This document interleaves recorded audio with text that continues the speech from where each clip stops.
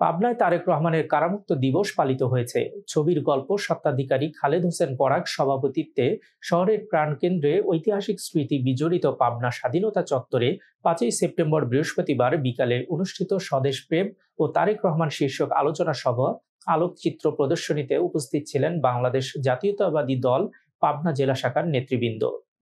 বিভিন্ন সময় বিভিন্নভাবে তারেক রহমানকে জিয়ে রাখার, জাতীয়তাবাদী আদর্শকে জিয়ে রাখার জন্য পরাগ ভাইকে আবারও আন্তরিক ধন্যবাদ জানাই। স্বদেশ প্রেম ও তারেক রহমান শীর্ষ আলোচনা সভা, এই জন্য আমি জাসাদের পাবনা জেলা শাখার প্রকাশ করছি। বিজ্ঞ প্রধান আলোচক সহ আমাদের সংগঠনের সকল পর্যায়ের নেতা এবং কর্মী ভাইদের প্রতি, যুব দলের প্রতি রইল সংগ্রামী শুভেচ্ছা। প্রদর্শনী সমাবেশে প্রথম আমি ধন্যবাদ জানাই আমার সন্তান সমতুল্য পরাগকে, যে এই অনুষ্ঠান মুক্ত মঞ্চে আয়োজন করেছে। আহ্বান করছি, আহ্বান করব, সচেতন থাকবেন।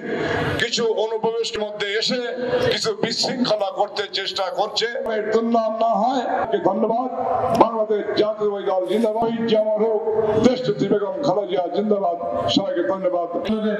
মাধ্যমে বিজয়টা অর্জন করছি আমরা সবাই, তাদের অল্প দিনেই তারা সুস্থ হয়ে যেন আমাদের মাঝে ফিরে আসে, এই আশা ব্যক্ত করে আমার বাংলাদেশ জাতীয়তাবাদী আমাদের দলের নেতা কর্মী 2 শতাধিক শহীদ হয়েছেন।